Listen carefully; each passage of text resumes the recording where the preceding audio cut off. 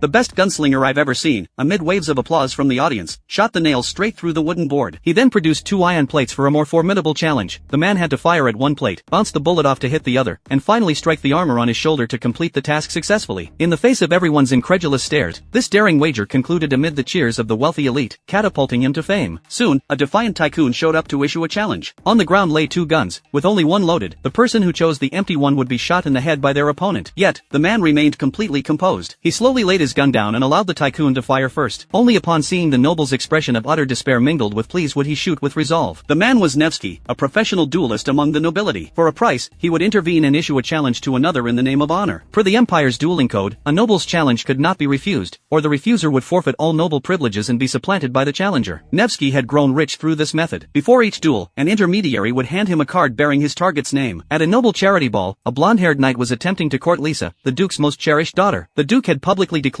that whoever married Lisa would inherit half his estate. The blonde-haired knight received no warm reception from Lisa. As he departed, he collided with a one-armed noble, souring his mood further. However, as a gentleman of his station, he wouldn't brawl with a disabled person, so he offered the one-armed noble a chance to seek redress. No sooner had he finished speaking than Nevsky emerged from behind and accepted the challenge on the one-armed noble's behalf. The rules of this duel required shooting through a screen. Before commencing, the referee inquired if reconciliation was possible. Raising the gun signified the duel would proceed. Gazing at the sunlight behind him, Nevsky devised a strategy. He would exploit the shadows cast by the sun to deceive his opponent. As the referee's countdown concluded, the blonde-haired knight fired first. Seeing Nevsky unscathed on the other side of the screen, the knight panicked. In the next instant, Nevsky fired and killed him. Although such duels were lawful, the nobles still had to maintain their decorum while scrutinizing this unfamiliar figure.